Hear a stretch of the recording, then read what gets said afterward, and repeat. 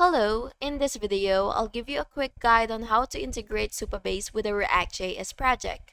So you will start by logging into Supabase and then creating a new project. So just click this green button right here. And once that's ready, you will go to your React project and make sure that you've added Supabase using your terminal or package manager. Then you will take your project's URL and public key from the Supabase settings and save them in a config file or environment file inside your React app.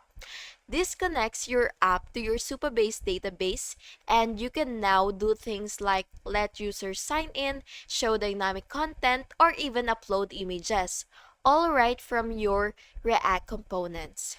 Supabase also has a React library with built-in helpers, but you can start simple by just sending and receiving data in your components using basic logic.